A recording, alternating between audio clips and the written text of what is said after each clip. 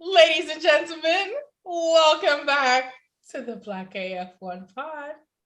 It's me, your favorite person, Reina, and my international jet setter co-host. It's Roy. What's up, guys? What's up, guys? How are Woo! y'all doing?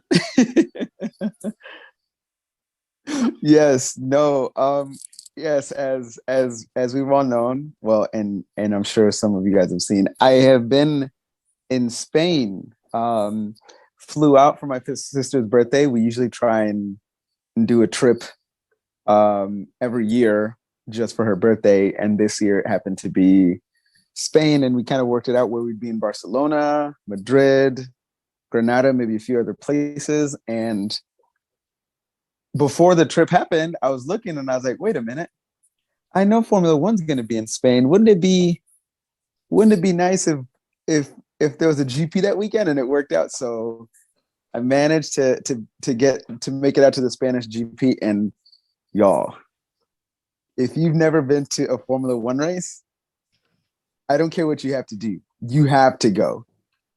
It is Ladies, so are we exciting. selling our livers or are we getting sugar daddies? Which one, please? Because Whichever is easier. so sugar daddy. Yeah, Also, you guys exactly. can't see this, but I just asked for. I am smiling so hard. Like I've been so excited for him. Oh, like every single thing he posts, I'm like, oh my god, oh my god. I'm that kind of friend, yeah. Like if you're happy, no matter how depressed and down in the dredges I am, I will find my happiness. I've been so excited. And Like, yeah, it's just on Instagram. and he's met up with like some of F1 Twitter friends, and they've Yeah. been sending me pictures, and I'm like, I'm having FOMO, but I'm so happy. Like, nah, I'm so happy. No, it's been great. I mean, again, make it to a Formula One race. It was probably one of my favorite days ever.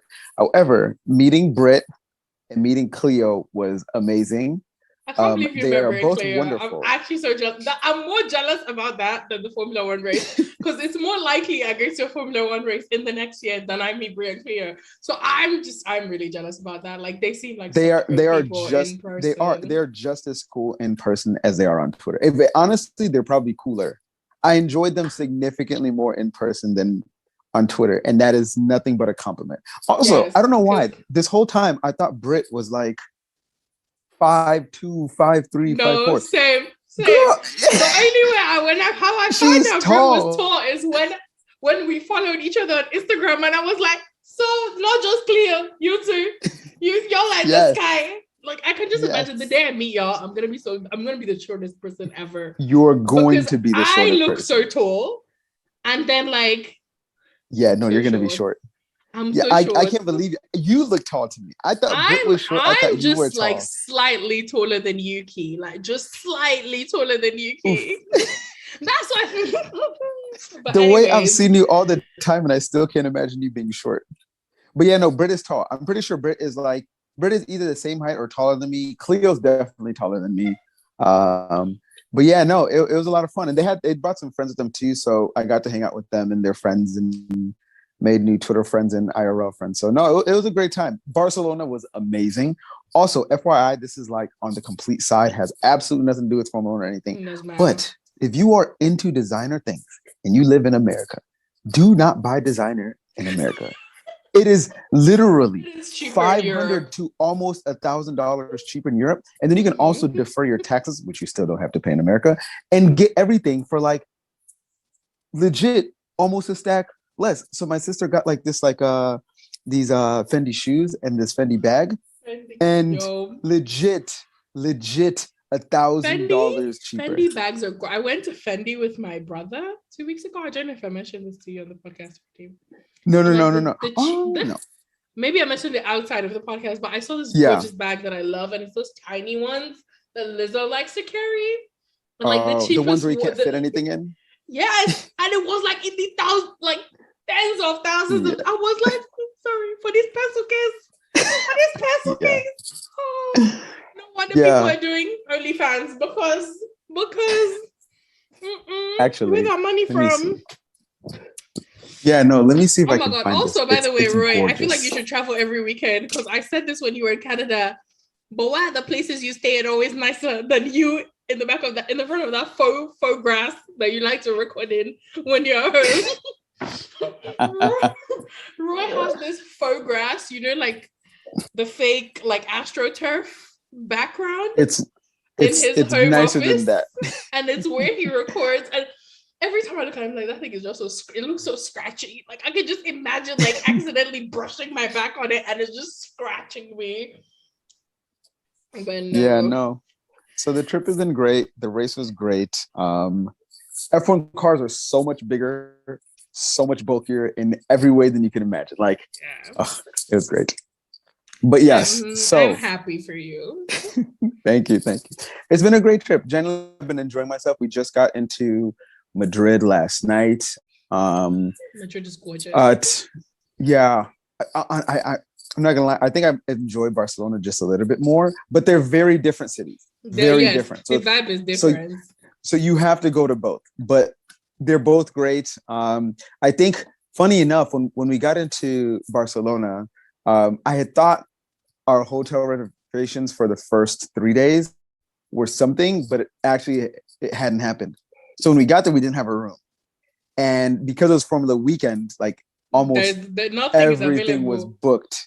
So we found a place. Definitely had to pay a lot more than expected, but that's fine. But where we ended up finding was actually really, really nice too. And met some great people there. Met like this couple from the Netherlands. I know they were Dutch, but they were actually really, really great. And they're saying like a lot of those like orange shirts you see at the races, they're Hollanders. And of course, Holland and Amsterdam, I mean, Netherlands are the same thing, but like they're like those obnoxious ones, and he was more for Amsterdam. So no, it was great. Learned a lot. Met a whole bunch of people there. Dream city to visit. Yes. And then after that, red light district, baby. I know you're wild. And then after that, we got a different hotel, which is not too far away, and that's kind of the one with the rooftop that you saw. And that was just overlooking. That your hotel? Oh Lord! Yeah, we stayed in that for one night. Cleo took Roy the most gorgeous photo on this rooftop, and your sister also took. She had such a nice one going off on her Instagram, and I was like, "Oh, I'm not gonna lie to you. In this family." We have so many more photos that are probably better. Those are just the ones that I'm posting. I try not to post too much. Honestly, normally I like to fly super under the radar and travel. Okay, so you remind me of my brother. So my brother doesn't like to post when he travels until the day he's leaving, but for very different reasons, because Nigerians have no boundaries. If they know you're not in Nigeria, they'll have a list of things they require you. So you know how my mom was just in Dubai 2 weeks ago? Yeah. So my sister's coming for a wedding this weekend, and the moment my mom found out, she was like, hey, let me write up a list of things I need. And my dad is like, what more could you need? You were just like, how is this still stuff you know? You have to like, okay, so allocated her, my dad have 3 suitcases each. She had to send like 2 other suitcases cargo. Oh goodness. From that, like cargo wise, because it's cheaper. And I'm just like, how do you still have things that you need? Yeah, you were just here. No, I mean, we came expecting to do a lot of shopping. So like some of the stuff we brought, we knew it was just stuff we're going to be leaving. And we also were expecting, we were going to check a bag going back. So we did that. I definitely did. I wasn't planning on doing too much shopping, but I definitely did a lot of shopping in Barcelona. So I gotta slow it down. But yeah, no. You have nice style. So like, I'm sure whatever you bought is fine. Oh yeah, it's been some nice things, but yes. So moving on, we can get into a little bit of Formula One. There'll definitely be race stuff. I was just about to get excited and get into the grid stuff I did, but we'll get there. No. Oh, you want to talk about that before we move on? No. Let's get into the race stuff. Yeah, we can do it during because it'll be bit between 3 words. 3 words. It's gonna be. I don't even. Does AF count as as 2 words? Isn't it count as 2 words? Okay, you can use it as 1 word. Oh, okay. No, it's 2 words. It's 2 words. Lit AF. You know you can say ass fuck. Yeah, I tagged the episode explicit anyway. The one time I didn't, Apple took down the episode for like 45 minutes to an hour. Yeah, there you go. You see? No, it's lit AF. In person, you have to do it. Like, Oh my gosh. No. And so obviously that. what about you? Three words. The Three words actual for race, you. Roy, not your experience at the race. The actual racing. I mean, and it's the still actual lit race AF. is Roy's so biased because he was there. He's like, I don't care what you say. I'm not listening to you. It is lit AF. Did you see my seats? Did you see the? I posted one video. I quickly got on Insta to post. I mean, Twitter to post one video. I saw her. Okay. So real quick before you say your 3 words. So where I chose, it was Grandstand K. So I had the perfect view into turn 1, and then when they were kind of coming back down, I could see perfectly. I think it's turn 5, 6, 7, and 8. And so I chose it specifically because I was thinking, hey, like it'd be nice to see into the pit boxes, but like I want to see racing. So if we're going to be having any DRS passes or any late braking passes, is the place. like this is the place. And I didn't even know that I would have such good views into those other turns. So I would so every single one of those passes in defenses by George, Lewis, Ocon, whoever, like I saw all of them, and then I even saw them kind of coming back. So no, lit AF. Period. What about you? What are your 3 words?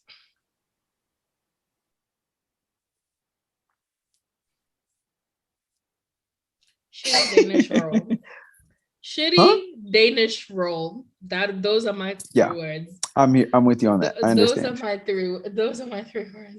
Because like even today, like guys, we're recording Tuesday night. I don't know when you're gonna get this because we're gonna be busy a lot. But we're recording Tuesday night, and I still like I'm happy the way things turned out because obviously people got to see me, and I mean I still knew, I always knew, but people got to see that Lewis is still the shit. But like, hell yeah. I'm still in my own personal mind, I'm just still thinking what could have been, because as the hours go by, you just keep hearing more stuff of like, apparently the engine was having issues from lap 7, not even at the end like we thought. Exactly. Okay, so apparently, like, obviously nobody was paying attention to Lewis then, so they didn't play it on air. But Lewis's radio, Bono was telling him to lift and coast from lap 7. Oh my gosh. And then the water leak, and I think that was just regular stuff. And then the water leak obviously happened at the end. Yeah. But apparently both engines were not at were struggling from early. No, obviously at the race, I didn't have the moment to moment going on. Yeah, just had the adrenaline. I just was there. Yeah. And so for me, I have to make a confession, guys, and it's not my fault. There's a mini story, and I'll try and say it super quick. But you can take it time. You know how I like a good story. You don't know how to tell them though, but I was gonna say, first of all, I tell stories too. I like Roy to tell me his stories in advance, and then I tell it for him to people because I make it sound more interesting. I'm just saying. No, so sadly, guys, I'm sorry, and a friend already blamed me for Lewis's start, so I accepted. But I missed the freaking race start. No, I missed the race start. I missed lap 1. I was getting it. Okay, so here's the story. I'm gonna get into it. So, as beautiful, I don't know how, but I'm blaming you. It's your fault. As beautiful and wonderful as Spain is, not pickpocketing, but people stealing things is significantly higher in this country than any other country. Like they're not necessarily pickpocketing, like coming and brushing and stealing stuff from you. No. I've been to a lot of places. I've been to several places, at least in Europe. And even in Canada, like if you set something down and it's not in your immediate vicinity, like you cannot keep your eyes on it, it's going to be gone. And so we made it past the whole week. We were fine. So as we're getting to the race, I'd gotten 3 tickets because my dad happened to be there. Another random side story. I'm not going to get into it. Nope. Side story. So my dad happened to be there. He's not here anymore. He went as so. Your dad was in Barcelona? Yes. So you guys did like a whole family thing? We're supposed to. There's so many stories. We're gonna keep it simple. So for race day, right? So you sound like me telling a story. There's so many side stories. Okay, yes, there are. Genuine, seriously. So on race day, right? My dad and his students, they were going to Bilbao, so they weren't even there. So since we gotten 3 tickets, at least get my dad to at least to see qualifying. Another random side story that I'm not going to get into is a good friend of ours who was our realtor who helped us get our condo, just so happened to be in Spain as well. And he met up in Barcelona. Story. Exactly. And so we were like, hey, we have an extra ticket. If you want to come to this race with us, why not? So he came with us. So as we're getting to there, I gave my sister the bag, one of our bags we were carrying, and she's like, no, just put it in the trays up top on the train. So I put it up there. I sit down. One stop before we get to the final station, Montmello, apparently somebody stole it and left. We didn't realize this at the final station. Yes, the bag. I stand up to check to see if it's still there. The guy next to us says, oh, the guy literally one station before took it and left. And so my sister is Trill. Like, she is too real. Like, so my sister looks at me and she's like, Roy, do you want to get back on the other train and go back there and see if we can find him? And I said, if you're about it, I'm about it. So we leave my friend. He goes up, gets a drink. Me and my sister literally sprint to catch the next train that's going back because it's just about to leave. Like the reverse. We catch it. Yep, we catch it. We go back to the other town. So if you're on my Instagram, like some of those parade videos, that was me sending parade videos while I'm looking for the person who stole our bag. So we're in this like other town beforehand for like half an hour looking for him. We can't find him. Whatever. It's like we eat it, and we weren't tripping. I think we only lost like $200. This is race day. So if it wasn't for this, I was down to let it go, but my sister was like, nah, I want to go find him because my sister was heated. She wanted to fight him. That's me. So we don't find him, but whatever. It's half hour later, so we make it back. As we're going up to the track, I think I'm over there telling them like, all right, y'all, like, because I'd wanted to make it for the drivers parade, but they were dragging ass. So like, I was gonna miss that. Fine. I just wanted to make it for race start. And I was like, y'all, like, it's about to, so whatever, they realized everyone to go. So I ditched them. I literally just booking it up this hill. I hear the cars going and I'm like, whatever. So I managed to get up there all the way. And as soon as I get into my seat, I think they're coming around turn for the second lap. And I get into my seat and I look up on the board expecting Lewis to at least be P6. And he's not even on it. And I'm like, wait, what the hell? And then that's kind of when I start texting a few people and I find out that, oh, something happened. So I'm upset, whatever. But I will have you know, in my section, everyone there was cheering for all the Spanish drivers. They were cheering for Max. They were cheering for George. They were barely cheering for Lewis. Very quiet. So, of course, I was mad obnoxious. Anytime George or Lewis came by, I was loud as screaming. Britt was saying her section wasn't too bad. No, like but they kept, everyone in my section kept looking at me because I was like loud. And they don't like black people Lewis over came there, through. Every time Lewis came through, I didn't care. They knew. And then I made friends with the couple sitting next to me. They had like Ferrari gear on, but they were just there for the race. So no, it was cool. So yeah. So anyway, sorry. Back to your 3-word race. Oh no, you already said it. Something about Magnussen and the Danes. Shitty Danish roll. That's what they said. You know Danish roll, the little pastry. Yes. Anyway, getting into, I'm not gonna lie. I was so hopped up on adrenaline. I remember like maybe 5 things that happened. I'm just gonna say, yes, Magnussen ruined my predictions because in no way Lewis didn't win that race. And I also predicted Ocon outscoring Alonso. Unfortunately, my brain is shitty and I do not remember the rest of my predictions. I'm sorry, guys. No, that's all right. I had the other ones were weird ones, but I don't remember them. Yeah. So if we want to let's get into kind of a more proper race review. So do you want to start from the top or do you want to start from the bottom? I guess we can start from the bottom. And by bottom, I mean. Do you mean Williams? Because I'm ready. Oh, do you mean Aston Martin? Because they're the literal bottom.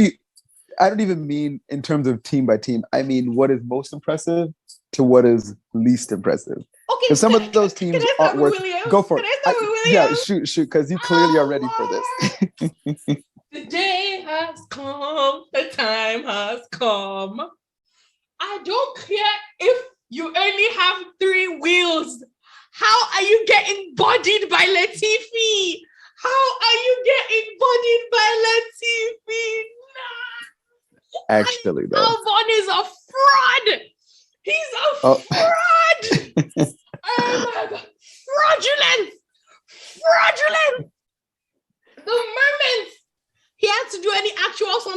there was no strategy wise. Actually had to race. My mom said, huh? You can't see me. I have disappeared. I'm not Alexander Hill. He was not there. Yo. How are you getting bodied by Latifi? There's no excuse. There's no excuse. It's Latifi. It's Latifi. Latifi and Mazepin. You cannot be getting bodied by either of them. That is why I didn't rate Nick last year, because there were some races where Mazepin was ahead. You should be on a 21-0 kind of thing. And not just was he getting bodied. Let me even see the final thing. No, while you look that up. Final thing was like 12 seconds or something. Yeah. But I don't remember all the end results. No, when I was on the track, while you look up that, when I was on the track, I do remember seeing both Williams next to each other and fighting each other. And I was like, I looked at my sister and I was like, why are they fighting each other? I was surprised that, because obviously we don't rate Latifi. I was wondering why they were so close together. And I was like, does Albon have an issue? But I didn't care enough to really research it. And not a scoreboard, but the tracker, it only went through P10 on the track. And so if they weren't in P10, I had no idea who was where. So I didn't know if you ain't in the points, I ain't know shit. So I didn't know if Latifi was ahead of Albon or Albon was ahead of Latifi. No, I was assuming Albon was having an issue with his car, because I was like, there's no reason for him to be that close to Latifi. They said there was something in his floor, which is fine. Yeah. Like, I'm not saying whatever. But he finished. He finished, I'm pretty sure he finished like 10 seconds. 10 seconds. Ahead or behind? Behind Latifi. Oh my goodness. Yes, exactly. You see what I'm talking about? Yeah, that's a little scary. Exactly. Anyways, I just wanted to point that out, and I just wanted to be like, yeah. And on average, it was like 6/10 or something. Like lap times behind. I can't find the actual tweet that had the thingy, but yeah. No, I mean, again, clearly the Williams weren't strong. Their car just wasn't strong again. But yeah, again, if I'm being honest with you, it didn't matter where they were. As far just looking at it from at the track perspective, like everything was just so exciting watching them come down barreling into turn one. Especially when they came through one after the other. So watching them fight was more interesting than even considering where they were placed. Talk to me about Mick Schumacher. How was his race? Because I've watched the 30-minute race recap, but I haven't really. I wasn't able to. Mick Schumacher was doing pretty well. Like things fell in his favor, and he went up to like 8th or something at the beginning of the race. Yeah, and even until like 10 laps to go, he was in the points. But then Tsunoda overtook him, and then Vettel overtook him, and then he kind of just trundled back to the back. He drove an okay race, like. Yeah, he was all right. Like the pace was there, but like clearly, I feel like Magnussen would have done better if he managed. We're not gonna talk about K-Mag until we get to Lewis. Yeah, no. I'm just saying, like, talking about him. In contrast, like if K-Mag was like ahead, I feel like seeing what Mick Schumacher was able to do, then clearly K-Mag would have done better. Yeah, because he is just objectively the faster driver. He's also the stupider driver, but that's neither here nor there. I'm gonna skip over Aston Martin because I just think they were a bit non-existent. Okay, no. Can we talk about the since we didn't do news at the up top, because the main news was obviously them showing up with Red Bull Part 2. Yeah, so Aston Martin basically turned up with a car that's exactly the same as the Red Bull. And obviously we all know like 4 months is not enough time to like copy someone's car and build it. But so they probably had a similar concept already and didn't do it. But like with how identical it was, I think they did end up copying certain things.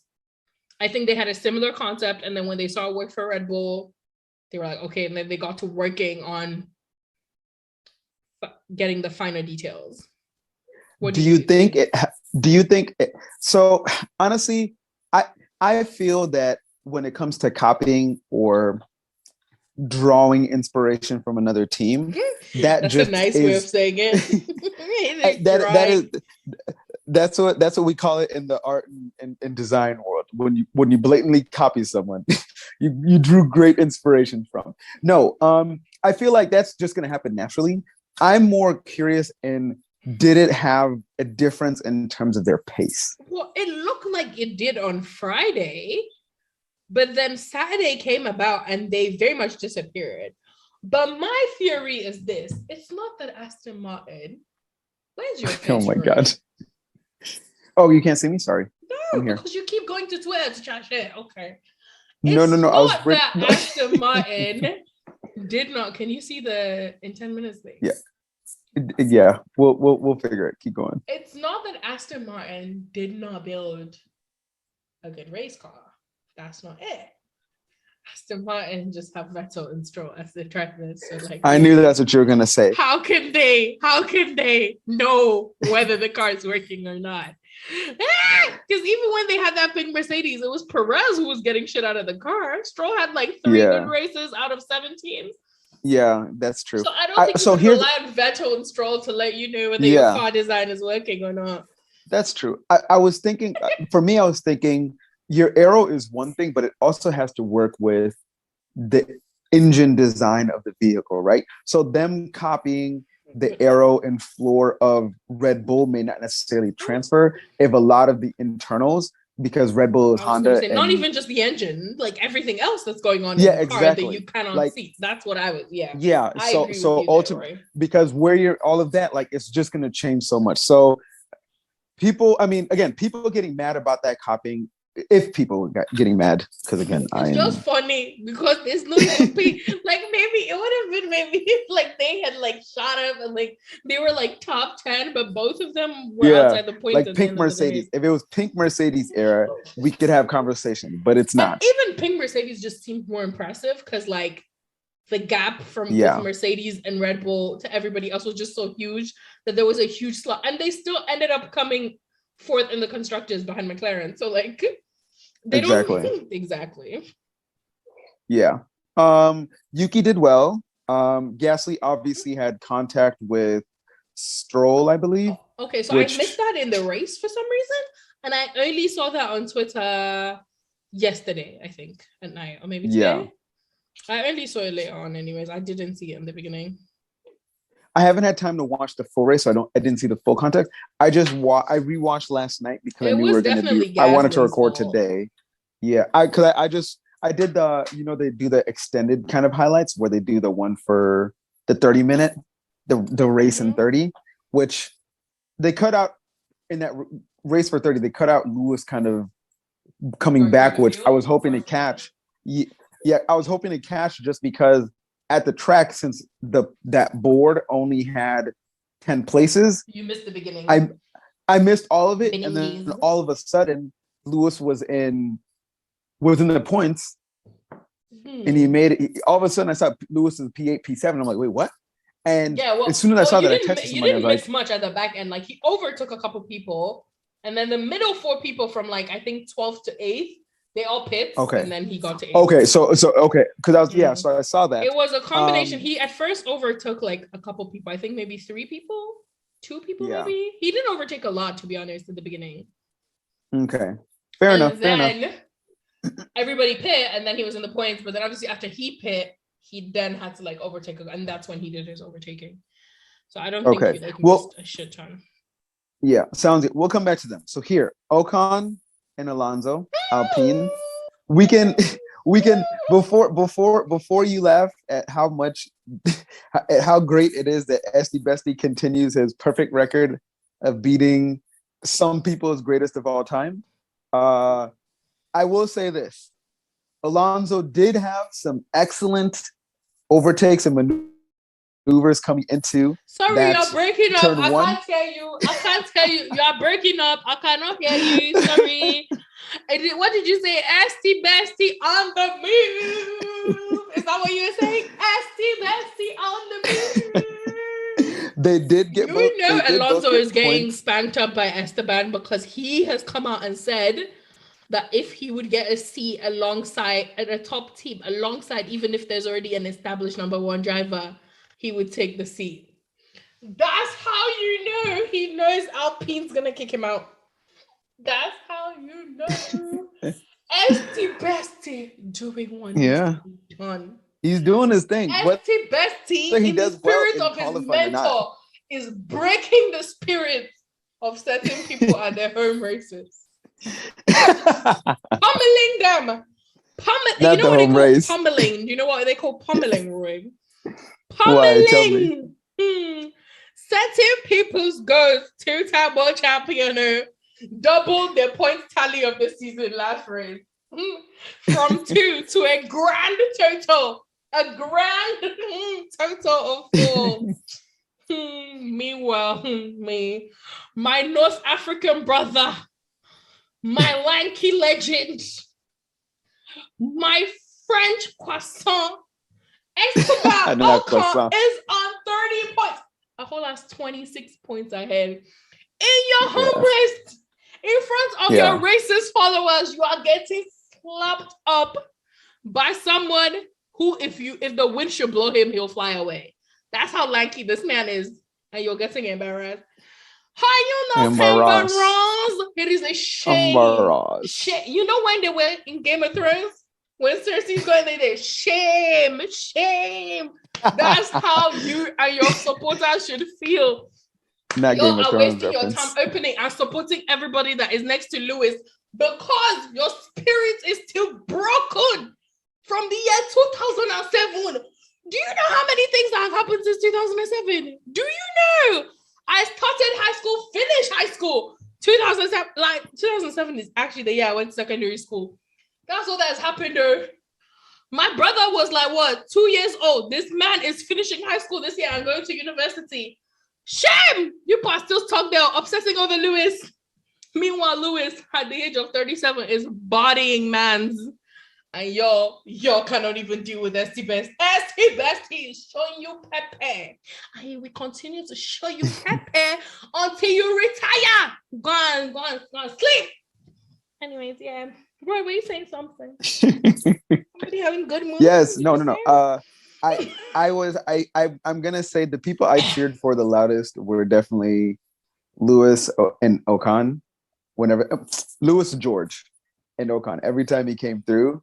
I did cheer, I think, once or twice for Alonso because the moves he made were amazing. But obviously, we are we are here only to see Ocon continue to beat that. I will soon use my voice the way I weekly be shouting Este Bestie on this episode, this podcast.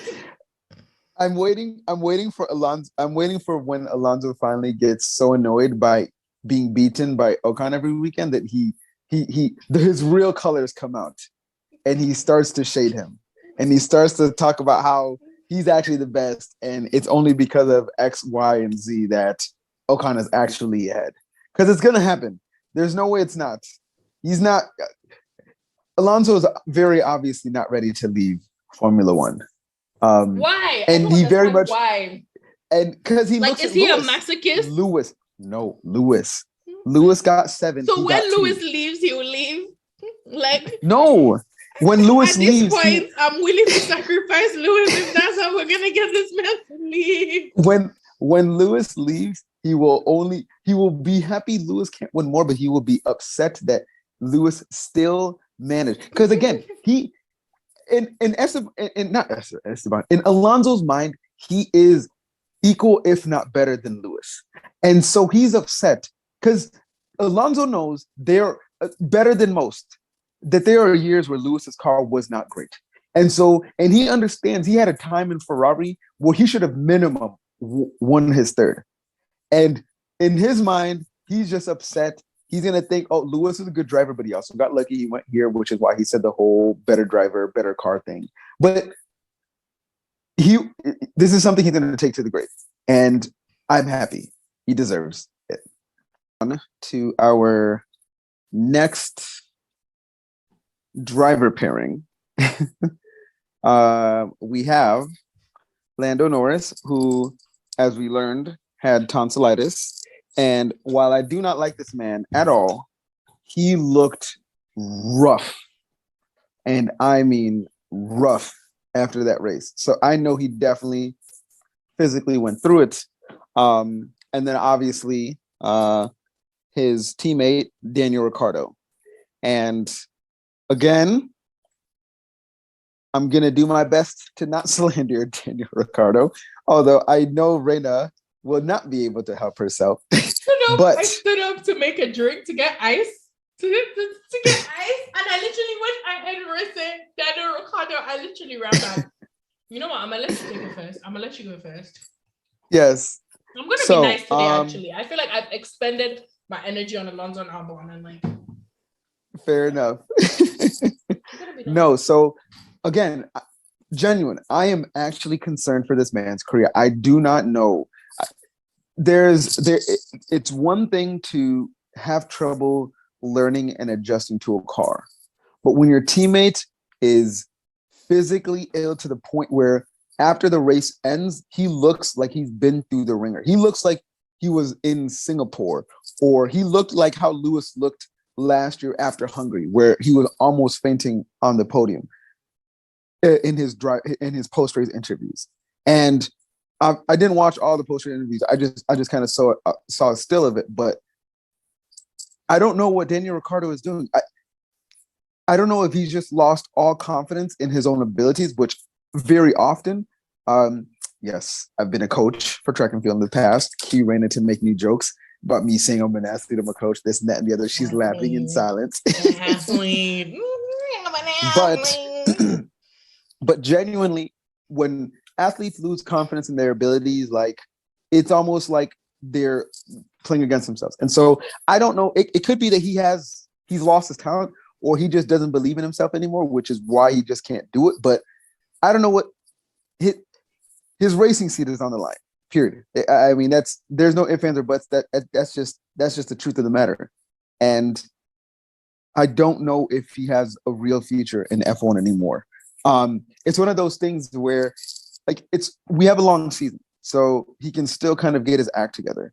But he could be in a similar place that Valtteri was in last year, where after some point in the season, to be honest, not even after some point, we just knew that the seat was going to someone else, and it didn't matter how good Valtteri was going to race for the rest of the season.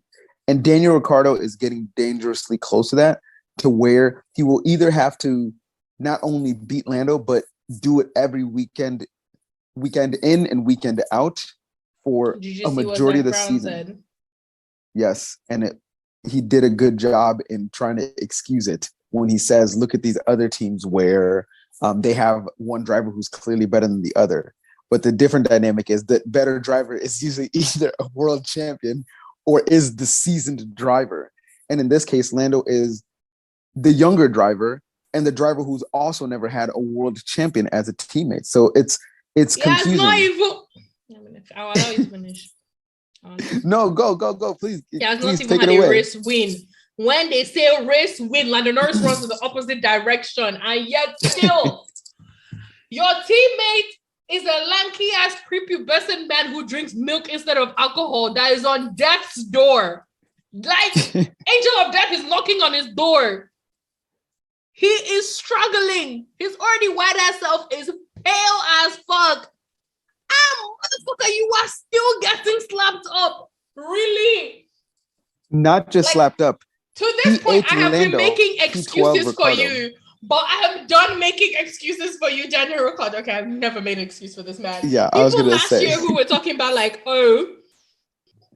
people last year were talking about it's adjustment period. Okay, yeah. You people met the car at the same time. I was one of them. In fact, was Norris not sick in preseason testing? And Daniel Ricciardo had way more days, or was it the other way around? Daniel Ricciardo was sick. Okay, no, Sadly, I remember Daniel Ricciardo was sick during preseason testing, and Norris had more days. And I remember saying Daniel Ricciardo was going to use this as an excuse when he fucked up in the season. I remember. So is that the reason? Because you people met this car at the same time? You people have been bonding with this car at the same time? Where is your... Honestly, like some girl today tweeted how like, there was... Okay, so basically what Zach Brown said was that... Let me see it. Zach Brown said something about... Like, it gets to a certain point where like he can't like make excuses for Lando anymore. Okay, that he's doing what he Ricardo. can to I help didn't with catch Daniel Ricciardo Yeah. improve his performance, but sooner or later, something has to change as Ricciardo is not meeting expectations.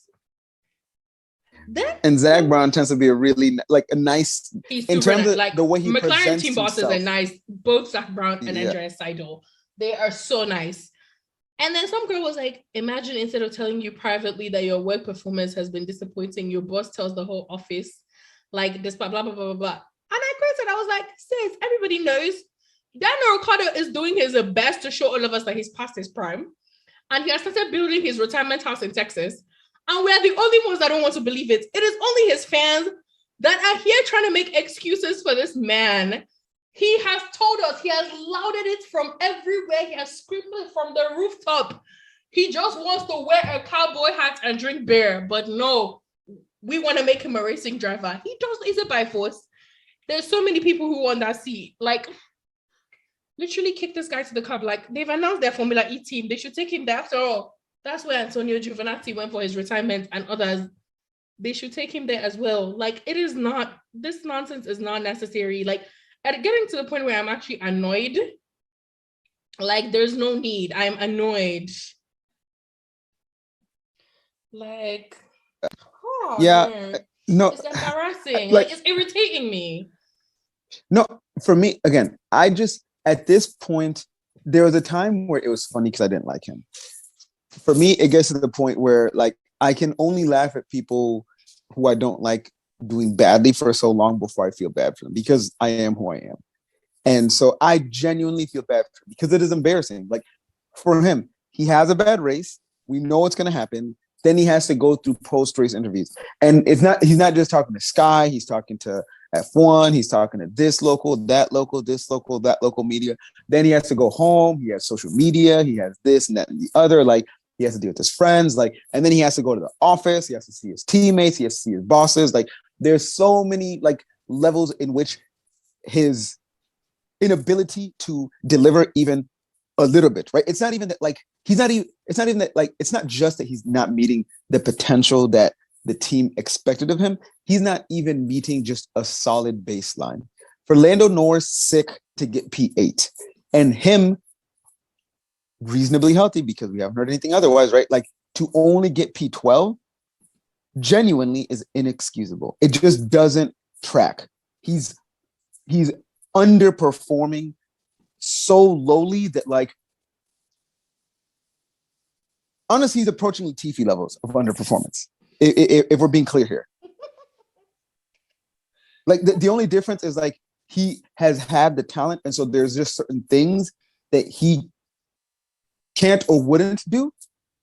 But like, if Daniel Ricciardo right now was in a Williams with Latifi being on it, I don't know what the outcome would be.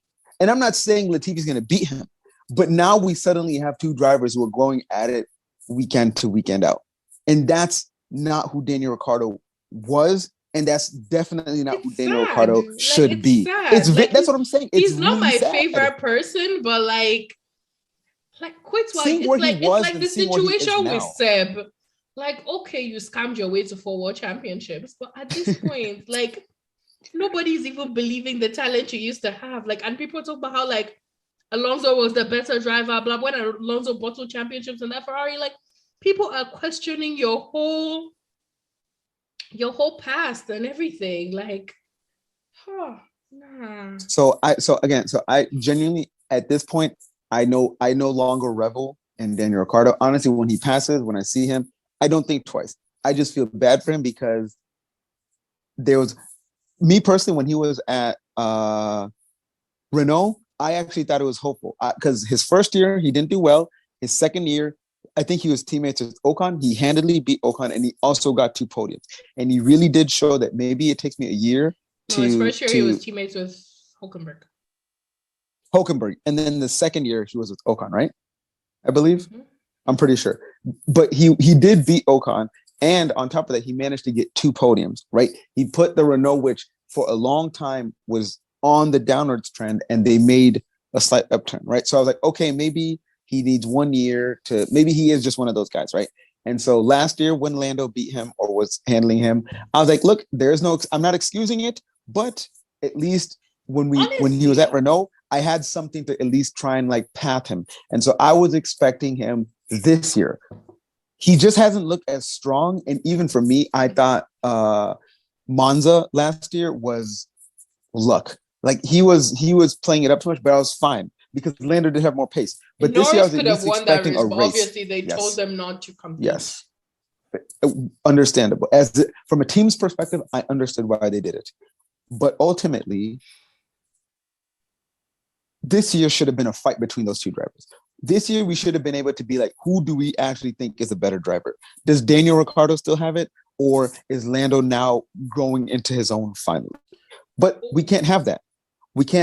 I don't rate Lando, so I can't accurately gauge just how good the McLaren is or even how good Lando is because Daniel Ricciardo is very obviously there just being a seat warmer. Currently, that is what Daniel Ricciardo is. So anyway, I feel bad for the man. Sadly, as far as it goes, he's not showing that he deserves that seat. Maybe we still have a long season. It's been 5-6 races now. So we still have time, yeah. But for me, like honestly, earlier 17 races, in last there's so much. season, I actually I made excuses for him. Like for the first I think up until Monaco last season was when I was like, I disowned this man. The overconfidence, the cockiness, he pulled up with his helmet. Let me see the helmet he comes with this year. He was like, I run these streets. I say, oh shit, daddy, big boy. I run these streets. Bad guy. I was feeling the cocky. I said, okay, he have injected the adrenaline. He's ready. He's ready. Yeah.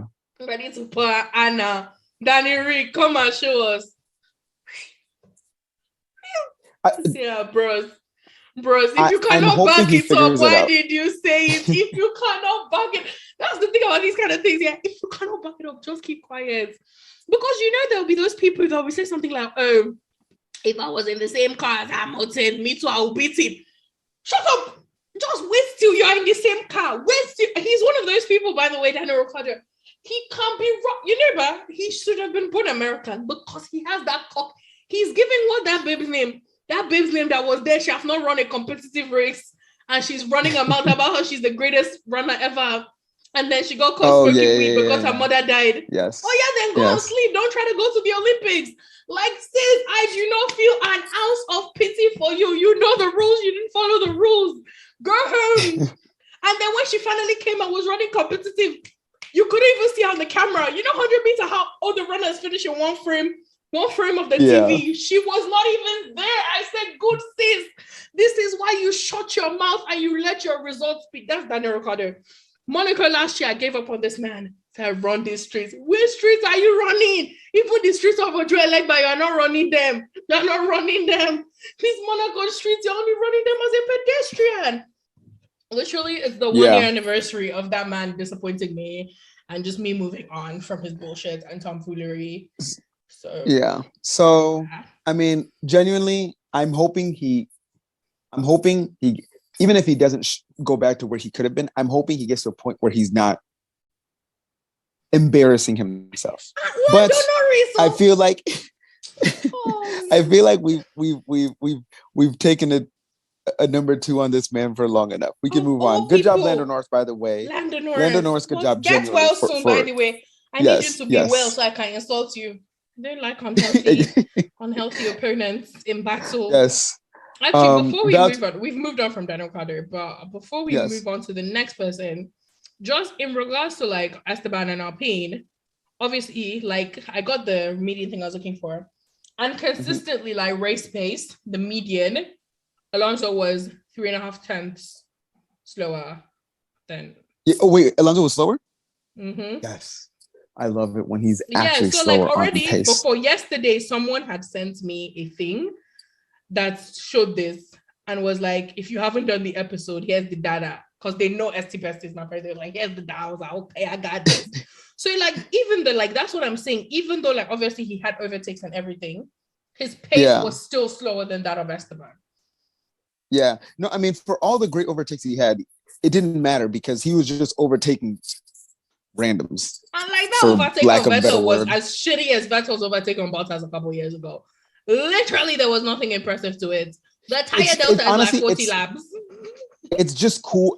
Genuinely, from the cheers you hear, it's just because you're getting to see action in person, and it really is. And let me even shock you with something else. In this median race pace thing, the closest two teammates were Seb and Stroll. Oh, with like 3,000ths of like a second. Stroll was interesting. Slower. So obviously, that's actually pretty impressive for teammates. I mean, in terms of then the next, deltas. guess who the next closest was. Is it going to be? It's not going to be Red Bull, is it? Huh? Perez was only a 10th slower than Max. Oh yeah, Perez shouldn't have given that place up. I said Perez. Okay, can we move to Red Bull now? Like maybe. No. Yes, yeah. We're gonna go there. I just wanted to quickly say no. I wasn't even going to talk about Bottas much. I was just going to say Bottas continues to be a low key, strong driver. He is. I don't know if the Alpha is the fourth fastest car, but I think it is. But he has solidified that if Mercedes or Red Bull or Ferrari have a bad race, I'm going to be top 6 now. Like because he's been able to consistently be in 6th or higher. So shout out to him. I mean, he still has his mess ups here and there. I think he locked up when not Lewis, but Sainz was passing him. So he continues to beat Bottas. Bottas will be Bottas. But when it comes to speed and when it comes to pace, he will put his car where he needs it to be. So shout out to him. Anyway, let's move on to the top 3. I'll let you lead this one off. But I think you wanted to quickly talk about Red Bull. What I want to say is, Perez, when you go home at night, what do you tell your wife and your children? With how weak your wife is your wife still even wanting to sleep with you anymore? Because what's because of nonsense is, and then at the end, no. At the end, this man has is she even fucking you anymore? Like, are you what? Like, she's just like, listen, no, nigga, you weak. Don't underestimate the Mexican machismo, okay? No, there's no machismo. How can you? Okay, I know what Mexican machismo is. How can you machismo when you're a weak ass little bitch on the track? That's not machismo. You tell your wife, I'm the man of this house. Your wife is like, yeah, or is Max the man of this house? Oh, wow. Out of pocket. I said me, I'm that kind of woman. If your mouth's not, if you come and you just say baby, I'm the man. What do you cook for me? Go and cook for yourself, or go and get Max to cook for you. Like, Marcus, no, you can't even chat shit to me no more. Like, oh, baby, exactly. No wonder this man is he believes in stripping women of their rights, because that's the only way he can control you. Because any other way he doesn't know. Because it's not for me that he even obeyed Team Modazo. Is that if you see, I've already sent the transcript on the group chat, he was talking and they were ignoring him. He was like, let me see if I can find it. You have to put out this dead silence or very sensitive. It's good. You might have to figure this one out. Very sensitive today. It was just today earlier. Fuck. But yeah. But while you're looking for that. Okay, look at it. I found it. It wasn't even that long. Okay. Get Max out of the way so I can overtake quickly. Copy Checo. So build the temperature margin. And they just ignored him. Let's wait 2 seconds for now, blah, blah, blah. And then he was like, why don't you let me buy? I have very fresh tires. Build the margin. Checo. This is when he was behind Max? Our chance. Yes. Because Max was stuck behind George for laps. And Checo had just changed. Exactly. You were seeing it. And Checo had just gotten super quick tires. So Checo would have been able to get past George because the tire delta was really high. Yeah. And then he was like, we will compromise our race. We will compromise our race. They just ignored him. They said, we've got Leclerc slow in turn 11, Leclerc slow ahead. Then he spoke again. He said, how's the race looking? I need more information. They were just ignoring him. And then when Max now finally came, okay, they're now finally like, I guess, on the same strategy, like, because the strategies kind of converge at the end. Yeah. And at this point, it's just the two of them. They Allow them to immediately race tell each him to other. leave. Yeah. They're like, no, we allow Max to pass. And the thing Yeah, is, we're on Max wouldn't different have gone strategy past because he's him. faster. Because if No. Max couldn't have gone past George, Max wouldn't have gone past him. And it's the way at the end, he now had me. This is what pissed me off. All this did not even vex me. That's the job you have signed up for, yeah?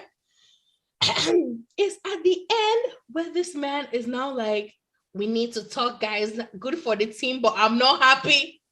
Is this not the job you signed up for? It's like signing up, they pay you to be an assassin, and then you're like, I'm upset you made me kill somebody. Why are you upset? Why are you upset? This is the job you signed up. The audacity for him to now be like, I said, if you have the balls, they say, let Max move. This guy ain't going nowhere. If you like, sack me. It is race 6. If they say, let Max move, they say we should come and try his work. I need you to show change behavior. Not after the race, you're like, I'm not happy. What's your happiness going to bring up? Okay, so what do you think would have happened if they had actually let him go by Max earlier and he had been able to pass George pretty easily? Pretty easily, then their strategy would never have converged, because when he eventually pit, he would have stayed ahead of Max by like a distance. So you're confident? Let me not say you. I'm not confident. I'm not. Are you thinking he could have converted into a race win? Do you think he could have? He could have. Yes. Yeah. He could have. Like, I'm not saying like it's a certainty. But you try your best. You try your best. Because what the strategy we ended up seeing, it was geared for Max to win. That's obviously. Exactly. Now a follow-up question to this. So moving forward, do you think we will get to the point where Checo disobeys team orders? I don't think so. No? Because again, this is the first time we've seen Checo. The previous race, I believe that was the first time we'd seen Checo, at least heard it over the broadcast, right? I'm not sure if it's happened in the past, right? But that was the first time we'd heard it in the broadcast where Checo was angry at the team for not being able to see what he was clearly. But it's not the first time he's ignored them. They've ignored him when he's speaking. But it's not that. This is the first time, at least again, we've heard or seen that he's mouthed back to them saying, hey, I'll do this, but I want you to know I don't like it, right? Because again, this is on the team radio.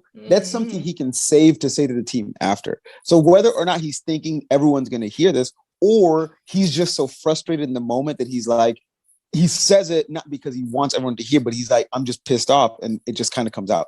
So could we be looking at a Checo whose patience is now finally wearing thin? Because last year, of course, normally Checo does not have the pace for Max to take it to Max Verstappen. Fine, but at least last year he knew very well he was lucky to have the seat, and he needed to, right? And for the most part, everyone, minus me and maybe last you, don't rate him qualifying well in it. Like last year, like, by the time he got up, like Max was already like a minute ahead.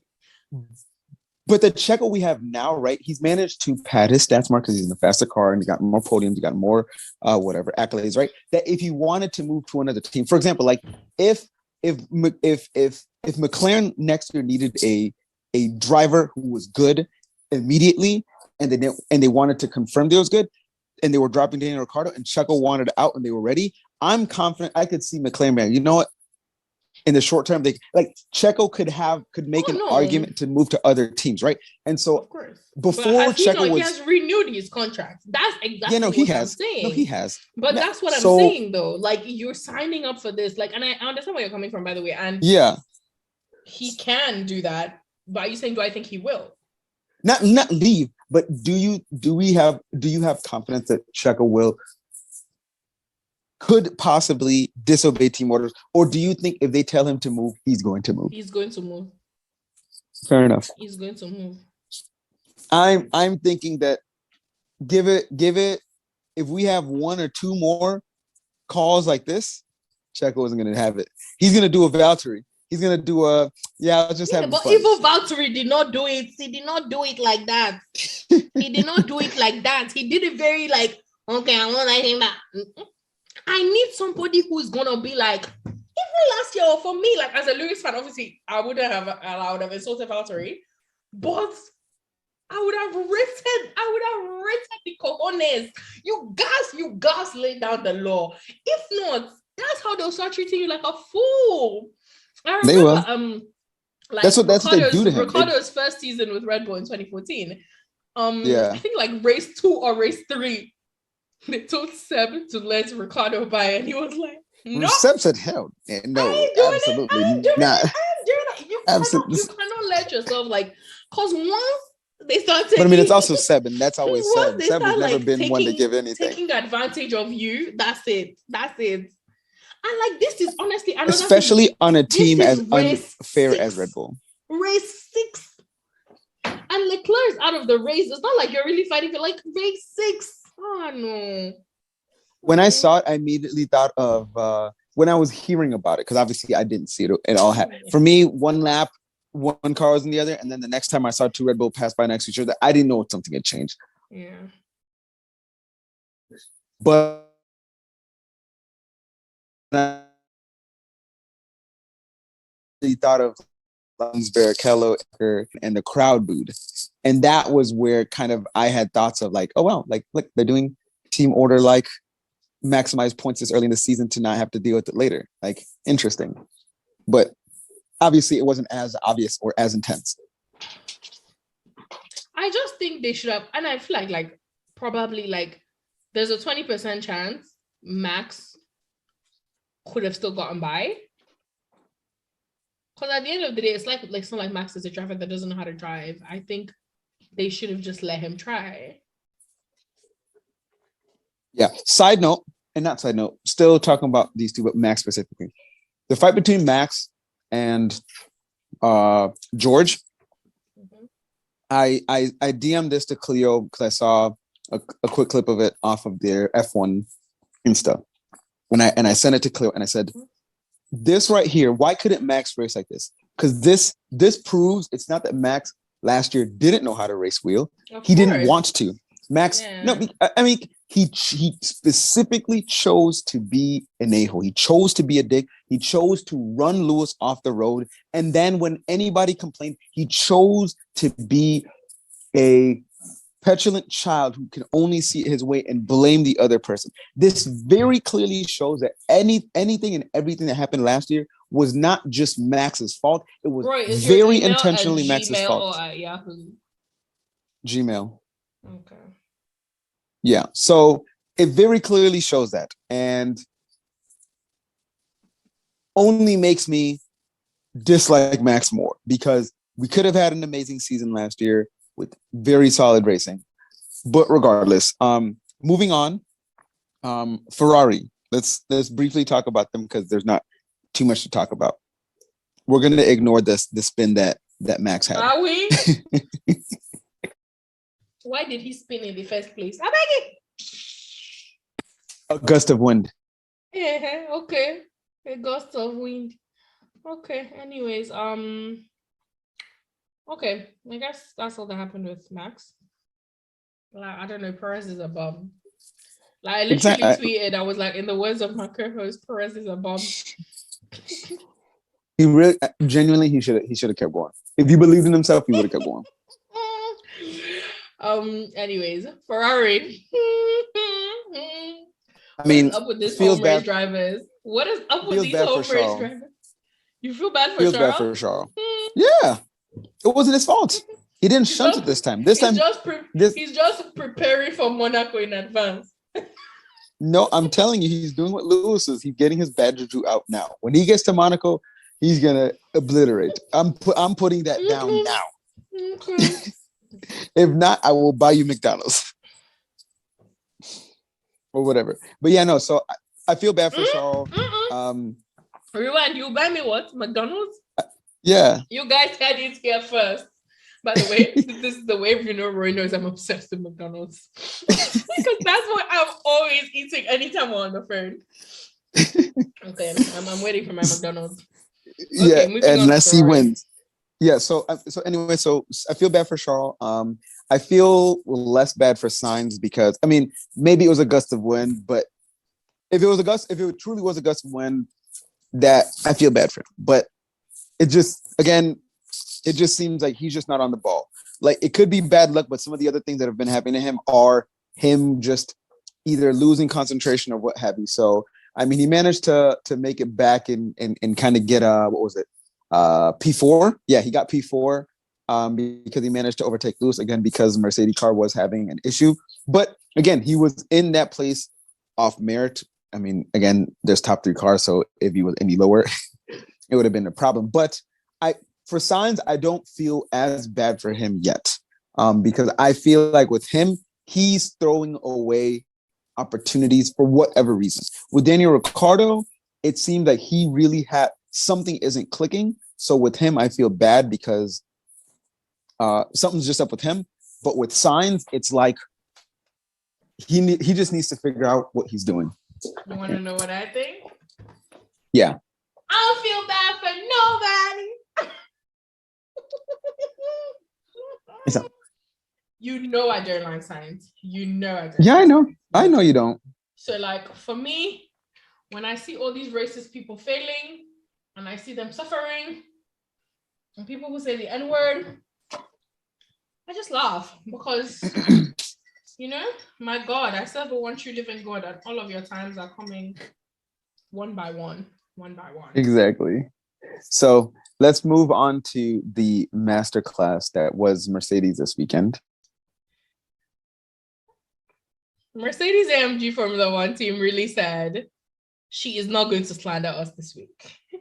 They really said she is not going to slander us this week. And you know what? They don't know me because I still find a way to slander them. But let's go for it, right? Go ahead. Okay. So, obviously, I missed the start. So I missed turn 1 and kind of all of the drama that happened with Lewis. But after that, since I was at the race, I refused to let anything get me down. And so I was like, I'm gonna at least enjoy this, and George is in a good place. And unlike the fake George and Mercedes fans who are really George fans to be anti-Lewis, I like Mercedes, and so I will cheer for him because they're friendly until they become unfriendly.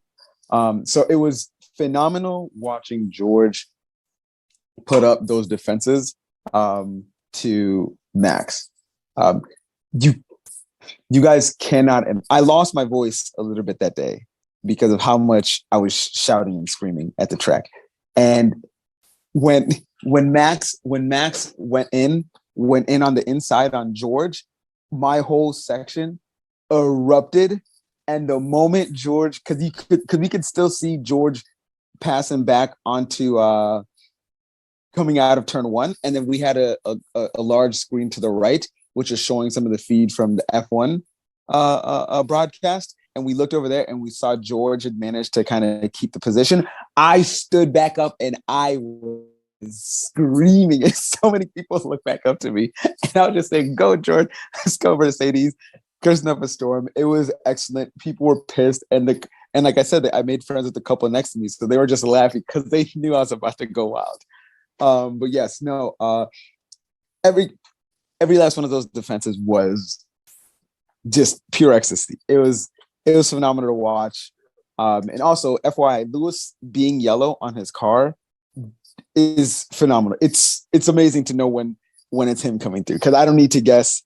But yeah, no. So George did a phenomenal job. Obviously, that day he didn't have quite enough pace to manage to keep it where he could have, and Lewis did that day, and it was amazing watching Lewis kind of come all the way back. I know I said I was just gonna talk about George, but might as well open then.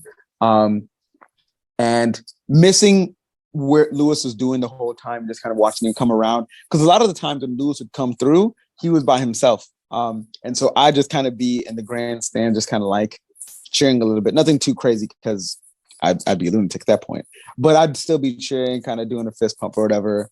And then when he did the pass on Sainz, the section actually did do a little bit of a cheer. And it was okay, but I was very, very hyped because at that point in my mind, there's five laps left. Like, we got P4 from P19. Like, let's go. And then obviously I saw him later. Sainz managed to kind of managed to pass him. And I gave Sainz a good cheer, not super loud, but just because it was his home race. So I'm like, you can't be embarrassing yourself at home. I know, I know the pain.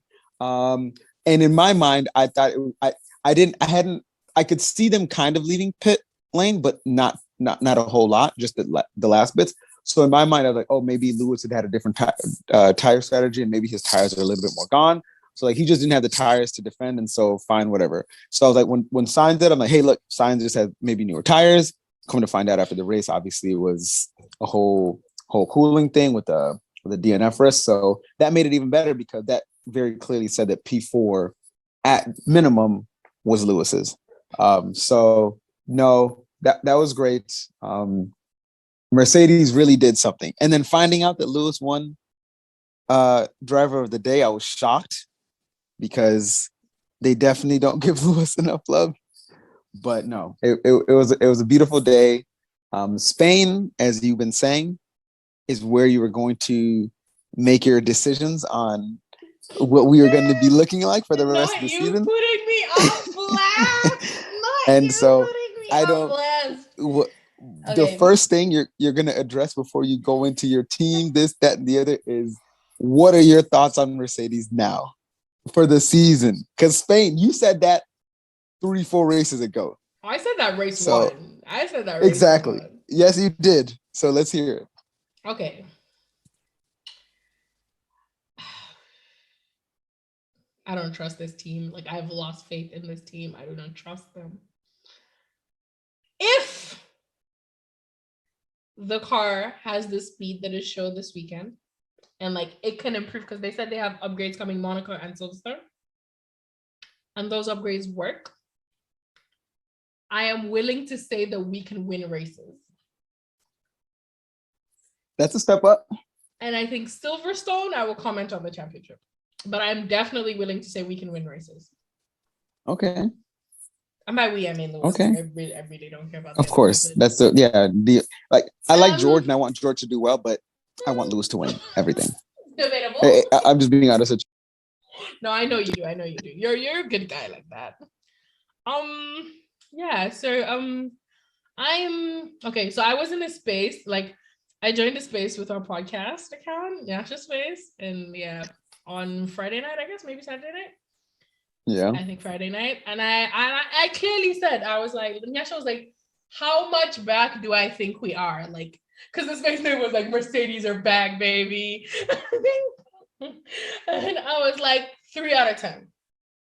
That's how much back I think we are. I am, after quality and the race, I'm willing to say 4 out of 10. Because for me, 10 out of 10 back is like, we are laughing everybody up to P4. We are like, that's 10 out of 10 for me. So I think we are 4 out of 10 back. If maybe we had won the race, I would maybe say 6 out of 10. And I know the potential was there. And like, if I would say if George had split right now, if George had split the Red Bulls vagina back into her womb, that's how pissed off I am. Yeah, but I don't like him at all anymore. I didn't even like him much before, but he's dead to me. And I literally, when it happened, I was like, oh my God, this reminds me of Kevin Magnussen before he left and came back. Because that is the kind of stupidity he used to pull all the time back then. Did you actually hear what he said on the radio? He said Lewis did that on purpose. Lewis knew what he was doing. After the race, he posted on his story about how like he got pushed or whatever, and the hospital account was like, yeah, Kevin got barged. I'm like, are y'all bitches blind? But it's not just that.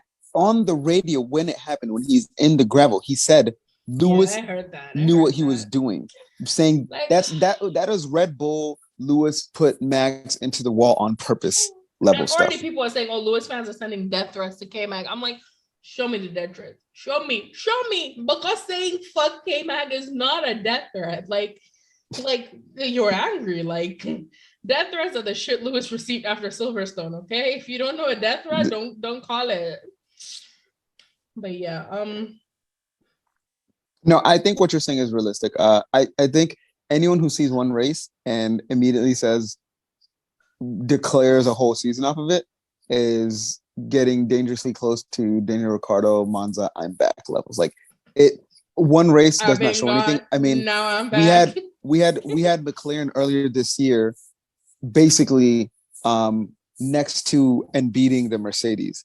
And then they've gone back to kind of where they were before. So I agree with you. I mean, I do put a little bit more faith in Mercedes in general, just because of their years and in history.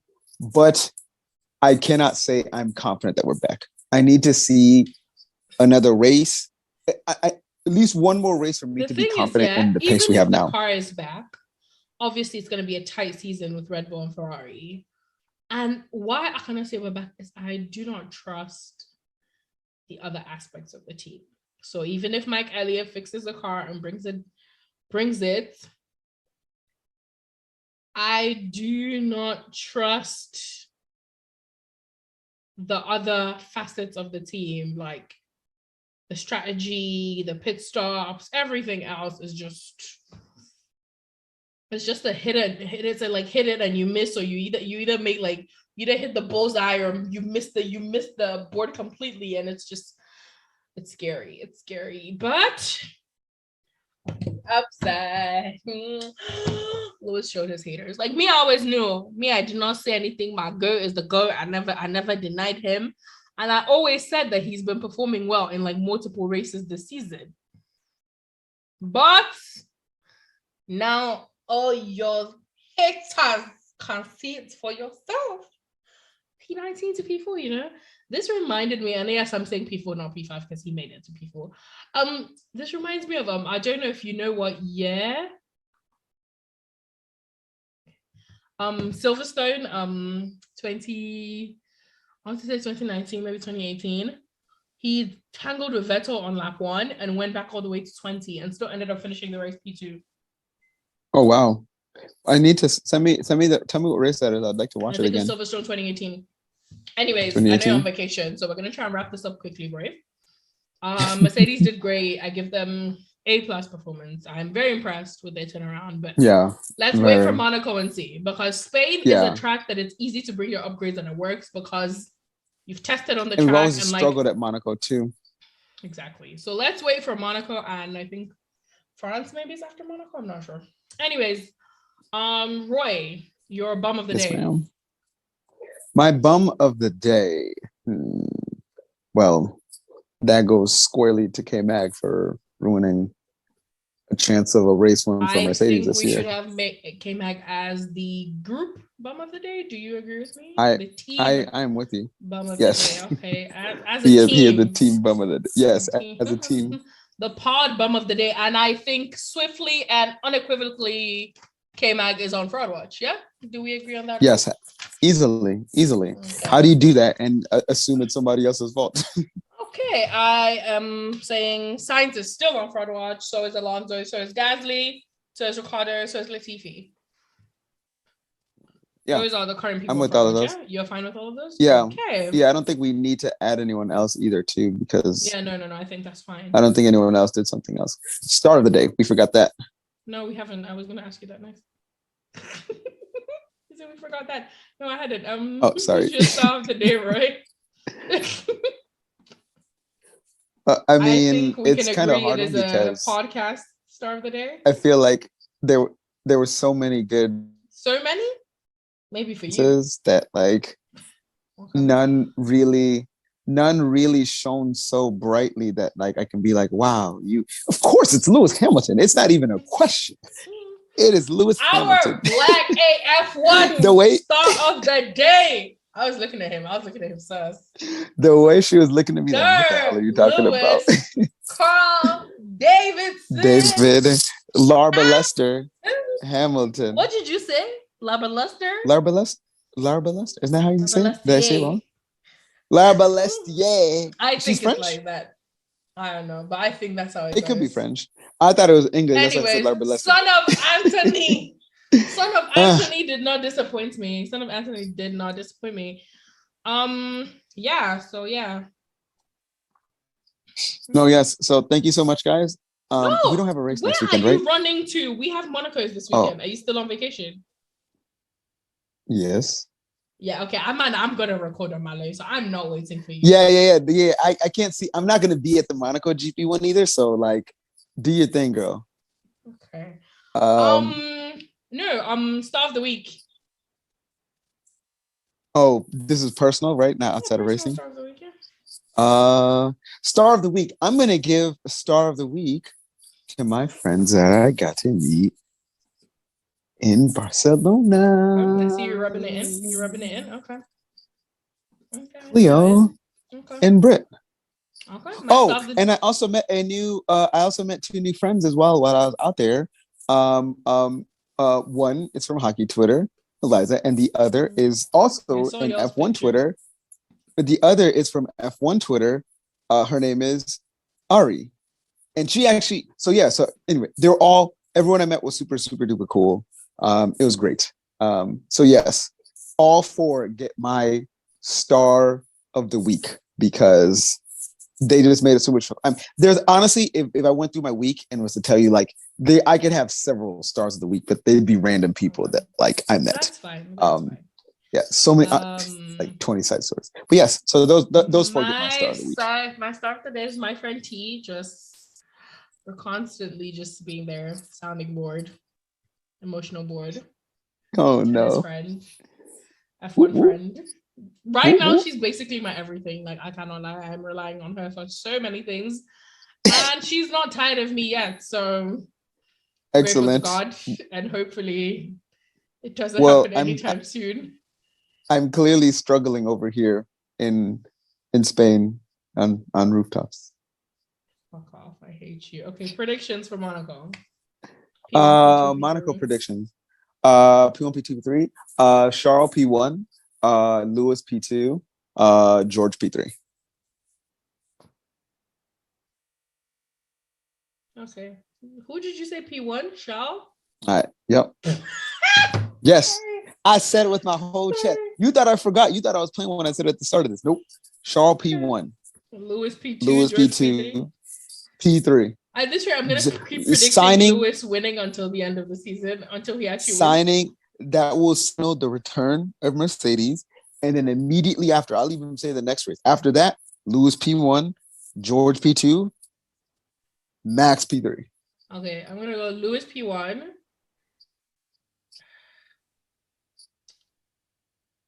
Bottas P2.